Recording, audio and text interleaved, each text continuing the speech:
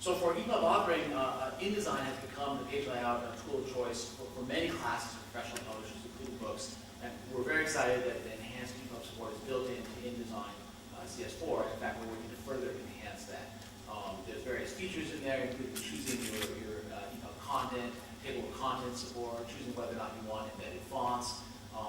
Again, this is not the only way to make ePUB because it's an open standard. It's not even the only way to make ePUB out of InDesign. But it's in there, it's built into the product, and it's, we're very pleased by it, and we're certainly starting to see a lot of active use of it. But we're not stopping there. We recently added ePUB export to something called Adobe Buzzword, which is the online word processor, i.e. runs in the browser. That's part of something we call Acrobat.com, which is a free online service that gives you basic file storage in the sky, some presentation capabilities, shared presentation capabilities with Adobe Connect, and Adobe Buzzword, which you can now directly create an ePUB from. So it's kind of cool that you can, as a direct author, go and author content. Of course, you can make a PDF, and that's the optimal format for printing. You can also make an ePUB, which means it's going to work well, with Stanza on the iPhone and Sony Reader, etc. But we're not stopping there. We're also working on a variety of open source initiatives around ePUB. We've worked with a group called the DocBook Project to add ePUB export to a set of XSLT style sheets that go from the DocBook DTD XML to ePUB output, and that's now out there in the public. We've also done a Java-based validator for ePUB conformance. It's being used by a variety of folks because it can be used as a command line tool, embedded into a server web application or our custom application. So ePUB check is helping to kind of raise the bar and ensure that ePUB is interoperable. We're in the process of open sourcing a Java ePUB generation library that will be open sourced, that will enable basically ePUB export from a server-based Java application with some advanced ePUB features like font subsetting supported by that. And last but definitely not least, we recently were very excited to announce together with lexical, the makers of the Stanza application and the Internet Archive, a preliminary publication of a specification for an Atom-based syndication format that we're calling the Open Publication Distribution System.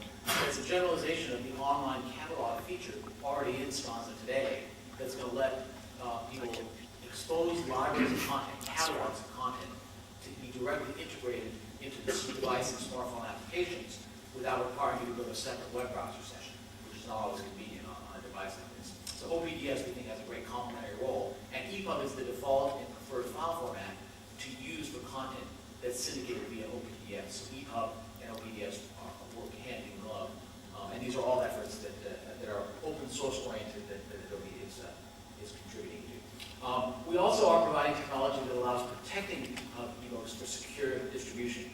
DRM is kind of a dirty word these days, but the reality is that whether you make software like Adobe, whether you make video content and distributed DVDs, if you're a content creator, it is common and prevalent to use copy protection to encourage your consumers to buy your software rather than pirate buy your content rather than pirate your content. We think that choice ought to be available to book publishers in the digital world. We're not pro-DRM. If you choose to distribute ePUB without any DRM, that's great. We'll work perfectly with all the Adobe software that I can talk about in a minute for consuming ePUB. So there's no requirement to use ePUB, to use DRM, to use ePUB with any or PDF with any of our software. But if you choose to enforce business rules that limit the ability of your content to be used and copied beyond limits that you set, we think that you as a content owner are entitled to do that and to protect your revenue streams and your authors. And so we're supporting that with our Adobe Content Server 4 product that is being rapidly adopted for folks distributing ePUB content. So in terms of that consumption experience, there's really two sides of it from Adobe's point of view. Adobe Digital Editions is our PC software. I won't exactly call it the iTunes of ebooks, but that's not a terrible capsule summary of it. PDF and ePUB are the native file formats of Adobe Digital Editions. We're now available in 11 different languages, including a number of European languages, from German, French, Dutch, Spanish, Italian, and Portuguese. So we've got broad support here across Europe, and content compatible with Adobe Digital Editions, i.e. ePUB, protected with our Adobe Content Server 4 technology, is being distributed by Waterstones and WH Smith in the UK, Fnac in France, Thale in Germany, several folks in Spain, etc. So we've got broad support now happening here in Europe, which is exciting. I guess it's okay if you say here in Europe and the UK, but here in Greater Europe. And it has support to transfer content from the PC to a compatible USB tethered device like the Sony Reader models 505 and 700, which integrate our technology. And that is via something we call the Adobe Reader Mobile SDK. That is a library that we license to people like Sony to integrate a PDF and ePUB support with support for our Adobe Content Server DRM into devices and smartphone software. It supports tethered fulfillment, i.e. connecting via USB. It also supports direct fulfillment if the device is network connected. And we have a number of licensees that we have announced their intentions to release product compatible with this technology during this year, beyond Sony, who's already shipping. And that includes a number of European vendors like Booking, Polymer Vision, who makes the Redius rollable display, IREX Technologies, and Stanza, who makes the most popular iPhone e-book application, and others. And this is just the beginning.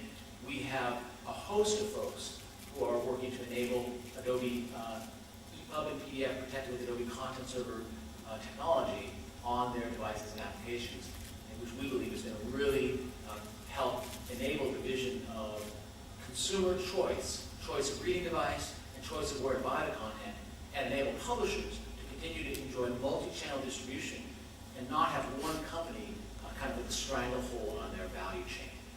Our feeling is that is not the outcome that's going to be healthy for the industry as a whole, or even frankly healthy for consumers in the long run. So it's a nascent market. I was encouraged to see a digital book zone here at the London Book Fair. I was initially discouraged to see how tiny it was relative to the real estate of the rest of the London Book Fair. On the other hand, that just shows you how much upside we have in digital distribution. It is a tiny percentage of content, at least in the trade segment, but that is due to grow. And again, Adobe sees our role as helping to enable that growth through open platforms and interoperability with ePUB right in the center of that. So thank you very much, I guess, for my questions. Yeah.